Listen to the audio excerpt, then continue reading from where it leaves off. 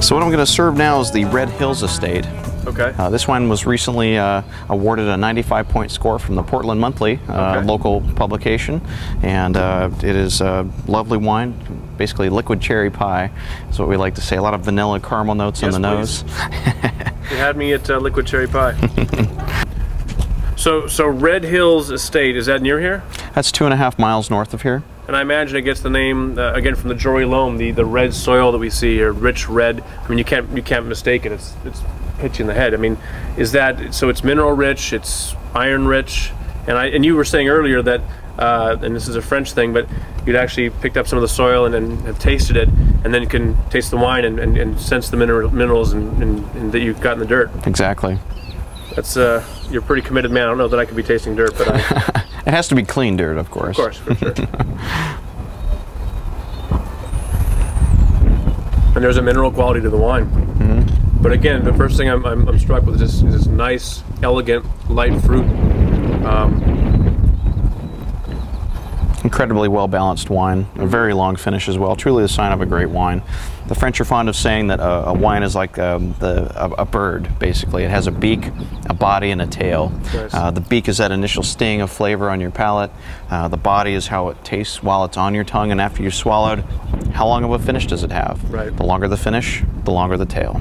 Yeah, it's still lingering, kind of poking around my mouth right now. Very nice.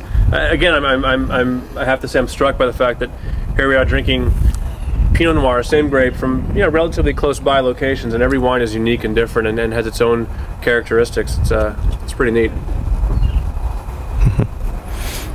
Sometimes my job is tough. Although again, my office doesn't look like this, so your job is better. What have we now? Well, we're moving on to the last wine in our lineup today. It's actually the Premier Cuvée. It's the wine that we produce the most of. It's actually a blend of all 5 of our vineyards that we're currently farming, and it's the one that gets the most widespread distribution, so it's the one you're most likely to find in your local market or restaurant wine list. How many cases more or less a year? About 8,000 to 10,000 cases. Okay. Yeah. We haven't talked about what's the price point on that? This one retails for $48, okay, although you can find it for special prices here and there, depending on where you're at. We like special prices. Yeah. Let's give it a shot. Excellent. So this is a blend of sort of the greatest hits, all mixed together. Exactly. And a beautiful color. This is the 2007 vintage that we're trying now. Recently released. Okay.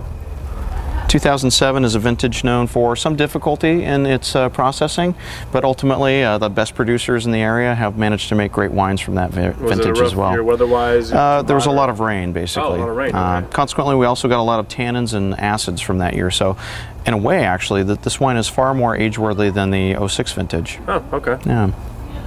My biggest problem with age-worthy wines is I'm generally not patient enough. I tend to open them and drink them before I should, but they always taste good when I drink them anyway.